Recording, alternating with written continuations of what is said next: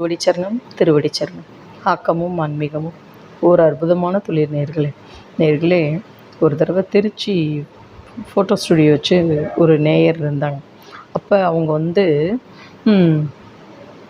எதுனாலுமே ஜெய் ஜெய்சங்கரா ஹரஹர சங்கரா அப்படின்னு சொல்லிட்டு ஏதோ ஒரு நைவேத்தியத்தை மகாபெரிவாட்ட வச்சுட்டு தன்னோட தொழிலை ஆரம்பிப்பார்.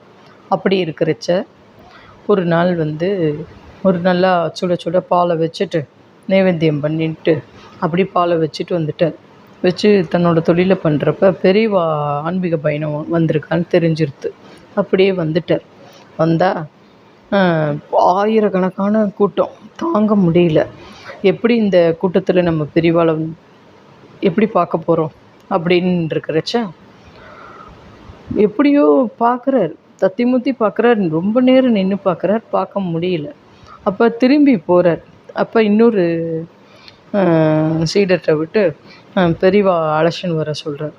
அப்போ அந்த சிப்பந்தி இந்த ஃபோட்டோகிராஃபர்கிட்ட, நீங்கள் திருச்சியிலேருந்து வந்திருக்கிறவர் தானே அப்படின்னு. ஆமாம் அப்படி. உங்களை பெரியவா கூட்டிகிட்டு வர சொல்லியிருக்கா, அழைச்சின்னு வர சொல்லியிருக்கா அப்படின்னோடனே கிட்டக்க போகிறேன். நல்லா இருக்கியாப்பா, சாப்பிட்டியாப்பா அப்படின்னு சொல்லிட்டு எல்லாம் எல்லாம் சொல்கிறார். சொல்லி கேட்டுட்டு தயங்குறார் எப்படி சொல்லுவோம்னு. அதுக்கப்புறமா சொல்கிறார், என்னோட உதட பார்த்தியா அப்படிங்கிற. பெரியவா நீக்கின்னு காட்டுறார்.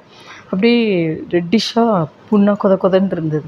நீ நைவேத்தியம் பண்ணுற ஓகே, ஆனால் சுட சுட பண்ணுற, நான் அதை சாப்பிட்றேன். அப்போ யோசிச்சுப்பார், நீ கொஞ்சம் சூடு அமர்ந்து பண்ணு. பக்தியில் ரொம்ப இதுவாக இருக்க, ஆனால் சுட சுட வைக்கக்கூடாது, ஓகேவா அப்படிங்கிற. பெரியவா மன்னிச்சுக்கோங்க அப்படின்னு கீழே விழுந்து நமஸ்காரம் பண்ணுறேன். அந்த புண்ணை பார்க்கவும் கண் கலங்கி எடுத்து, நான் இனிமேல் தப்பு பண்ண மாட்டேன் பெரியவா அப்படிங்க.